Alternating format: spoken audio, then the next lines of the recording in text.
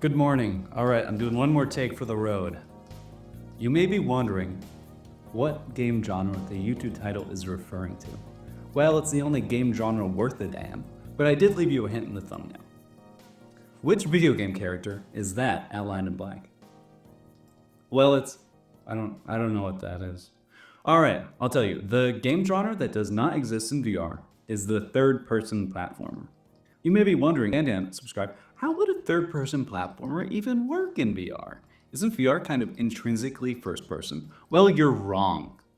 And I'm excited to show you how I pulled it up. But first I want to note that there have been other attempts at a VR third-person platformer. But let me tell you briefly why I think those attempts don't quite hit the mark. That way it'll be clear how my project sets itself apart. Let's use a recent-ish release of a Quest game called Max Mustard as an example, because most examples of third-person VR games use a similar approach. You control the character from a fixed location in space, and instead of actually being the character, you're also sharing a space with them. And the space itself is at a small scale compared to the player. So instead of exploring these big, expansive worlds, you're looking at dioramas and remotely controlling a little character through those dioramas. It feels like in order to make the game genre work in VR, they ended up with a very safe and compromised adaptation of the genre that inspired it. But that's not to take anything away from Max Mustard. I'm sure it is a cool and unique experience. And that really is the power of VR. Instead of playing a game, you really do get to experience it. I played Metro Awakening recently on the Quest, and what an experience. I mean, that game rocks. All right, so how did I bring third-person platforming to virtual reality without compromises? Well, let me tell you. I started with modeling our player character, adding its animations so the hands move with the VR controllers and the head and body move with the headset, along with a character system so the character can run and jump and so the camera can rotate. And then I created a stylish world for the character to explore. With that, all the ingredients are in place for me to tell you about the system itself, which I designed to make third-person work in VR. As you can see, the robot character has an antenna, which the player can grab and pull out in order to zoom out the camera, and pull all the way in to switch to first person. It was really important to me that you weren't just sharing a space with a playable character, you actually are them, the way you are in a traditional third-person platformer. So when you put it all together, you move with them and they move with you. So that's what we implemented in the previous devlog, but before we get into the new stuff, I want to thank everyone for the support in the previous video. 220 subscribers, 4,200 views is absolutely incredible for my first ever video.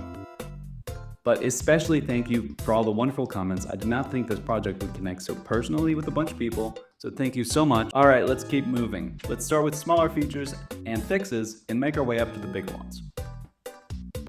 Last time there was this bug that physically hurt me, so let's address that real quick. I had implemented these simple teleporters. All they are is two game objects, which both have box colliders that when collided with, update the location of the collidee to the other teleporter's location. This worked fine originally when the player character only had one collider, but then I added the antenna, which needed a collider, so the player would be able to grab it. So now both colliders would activate the teleporter simultaneously, creating this horrible feedback loop of constant, nauseating, unescapable teleporting. But the fix is simple. I just had to go to the collider settings on the teleporter and change it to only respond to the player. And voila, the teleport is fixed. I also noticed that I'd often reach up and try to grab the antenna, and I'd miss it a few times before getting it. So we're just gonna quickly make the antenna collider bigger. All right, next up, you know what you need in a VR game? Stuff to pick up and throw around. So let's add some interactables. I grabbed some models I already had from following along to some Balaam tutorial, adding a box collider to the cube models and mesh colliders to the more detailed models, and then adding the XR Grab interactable component from Unity's XR system. This is a built-in feature which is pretty great by default, but I did change the movement type from kinematic to instantaneous as it would sluggishly follow the character when walking around in kinematic mode. Alright, so here we are. I can grab the props, throw them around. Standard VR stuff, but pretty fun in third person. However, there is one issue. Because these props have colliders, the camera views them as an obstruction.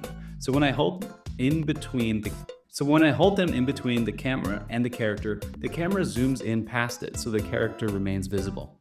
But this is another easy-ish fix. I created a layer called props and then went into the camera game object settings and added the props layer to the whitelisted obstruction layers, removing the props from being considered by the camera.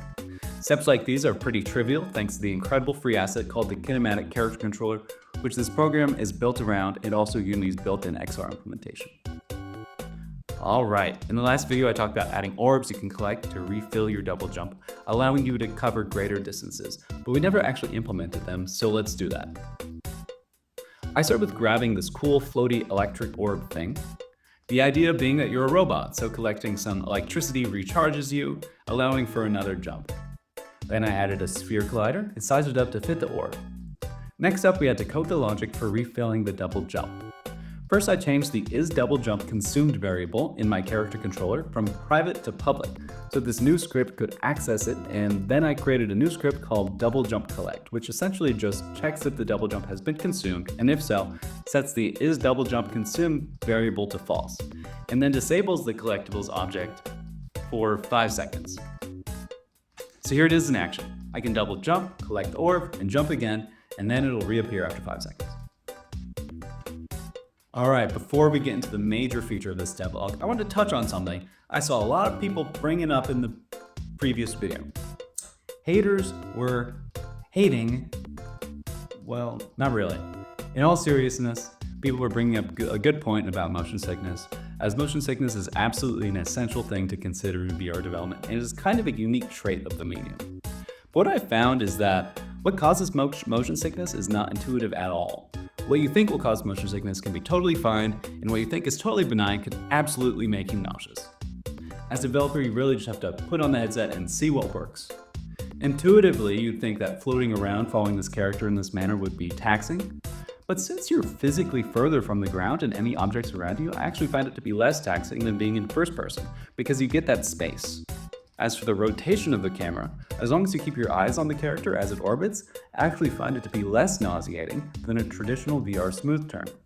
So everyone bringing up motion sickness is absolutely correct, that is a major concern that comes with the approach I'm taking here, but I'm just going to trust my intuition and keep developing it according to what I think feels and plays well.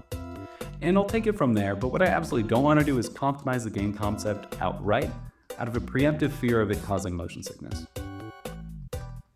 Speaking of the game concept and motion sickness, let's talk about the next big feature, planetary gravity. A bit of inspiration for this game I talked about in my last video is Super Mario Galaxy's planet gravity platforming, because I think that jumping from planet to planet and that orbiting them gameplay would be bonkers cool in VR.